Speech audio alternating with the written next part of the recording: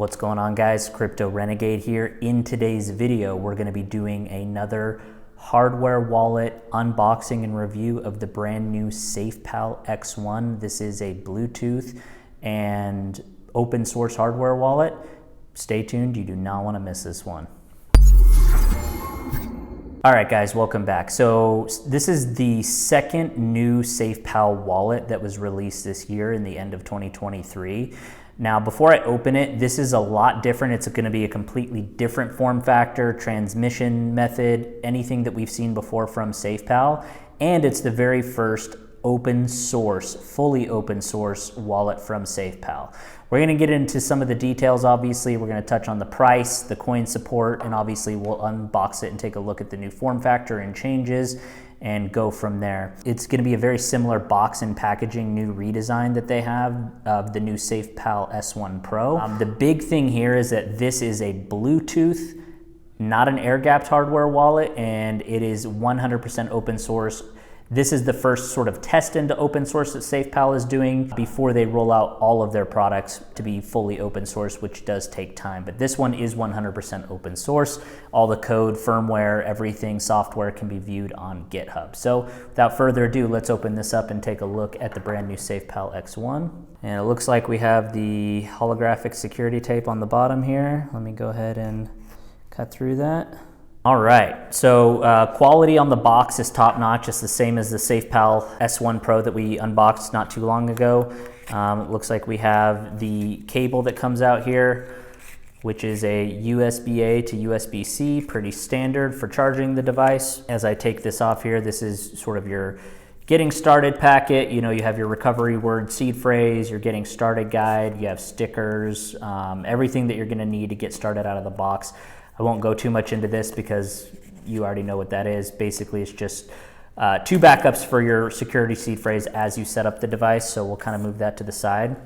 And here we have the actual device itself. It's actually fairly small. I'd say it's about, without looking at the actual specs, if I were to estimate it, I would say maybe like 2 inches by 3.5 inches. It says here, do not charge using a DC-5 charger and do not use a laptop because it will damage the battery. You have a full touchpad. You have the navigation up, left, right, and down.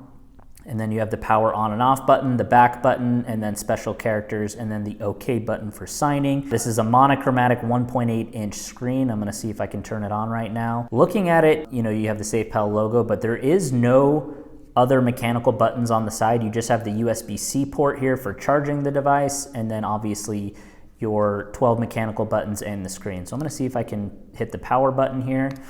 And it's just going to be an OLED black and white screen. You can navigate here using this. Pretty sleek. I mean, you really don't need a color screen. What I do like here is that this is the first device which a much larger screen than we've had on the SafePal S1 Pro, which is really small and hard to navigate. It says, please open the link below to activate the device. You can click OK. It walks you through downloading the app on the device and verifying its authenticity. As you can see here, it is a Bluetooth device, so this is wireless. Very similar to other Bluetooth devices that are hardware wallets, so you can connect it through your mobile device. You can actually use it on a desktop app as well. It's entirely up to you. That's the one thing about this trade-off is that there is no air-gapped optionality for this. It's 100% Bluetooth, so understand the risk with that. It's not as good, but it's still fairly common for a Bluetooth device in order to sign and send and receive transactions. It is made out of plastic. It feels pretty sturdy, but it also has an anti-tamper device mechanism in here as well, where it will self-destruct in the event that anyone tries to penetrate it or extract the private keys on the device. It does have a CCAL5 Plus security element chip, same as the rest of the lineup. And let's talk about the coin support. So again, this is gonna have the exact same coin support that you have on pretty much every other SafePal device. So you're gonna have the SafePal dedicated iOS and Android app. You're gonna have all major blockchains on this. Just to name a few, you'll have the Ethereum blockchain, the Solana blockchain, the Tron blockchain, Avalanche blockchain, just to name a few off the top of my head, BSC or Binance Smart Blockchain and all of their related tokens. It'll have DApp support, NFT support, and as far as the actual coin support, I mean, it has tens of thousands of coins and tokens that are supported. This is one of the brands that has the most coin support, as well as third-party wallet support, such as MyCrypto, my Ether wallet, MetaMask, just to name a few, Trust Wallet. So it has a lot of key integrations for it as well.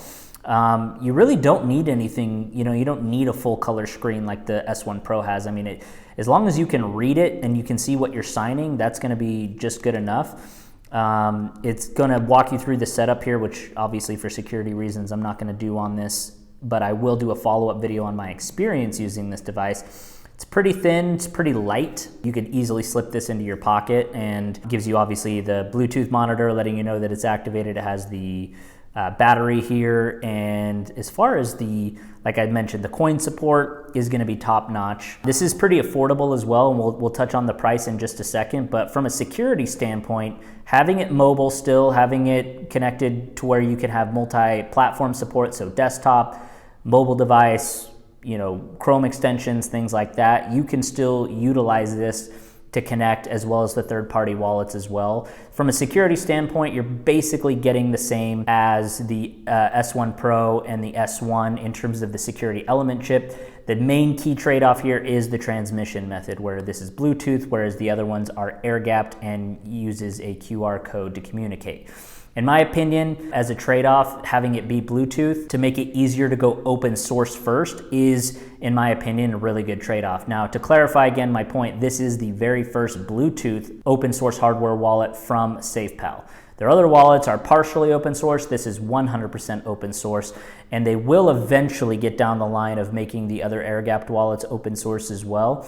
But they wanted to do a test run with this device and try a different communication method to try to keep the costs down, as well as making sure that everything is 100% open source. And a lot of people care about it being 100% open source, specifically after what happened with Ledger, what happened with some other key hardware wallet makers where everything was closed source and we couldn't actually see it or trust the code.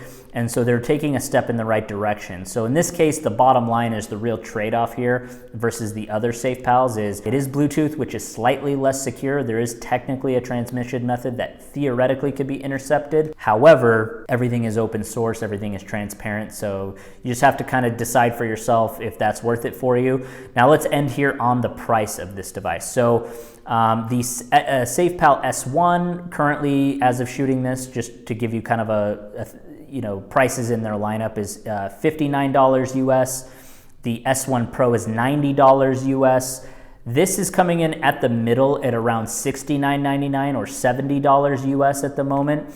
Again, if you like SafePal as a brand, you're very likely going to like this device. I mean, I haven't used it, obviously, you just saw me open it, but I'm excited to use it, test it on the user experience versus the S1 Pro, and I'll probably do a follow-up comparison video of the X1 here versus the S1 Pro and let you know which one I would use or pick if I had to choose. But I'm gonna go and set up this device. I'm gonna try some transactions, verify the code, and make sure everything is above board here. And let me know what you guys think.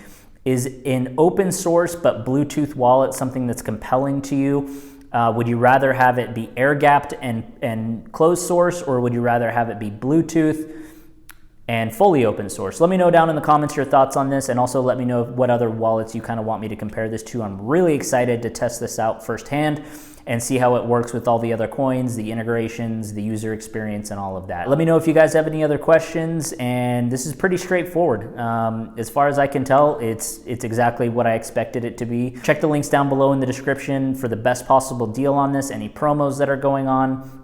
That's my only disclaimer. It helps out the channel if you decide to do that. I just gave you what the full retail prices are, but there may be discounts around the time of posting this that may make it cheaper as well. And this is brand new. I mean, I'm one of the first people to get this device. So it should be available on the website, checking the links down below, and you can also verify coin support as well as other things. And I'll go ahead and wrap it up there. Crypto Renegade out.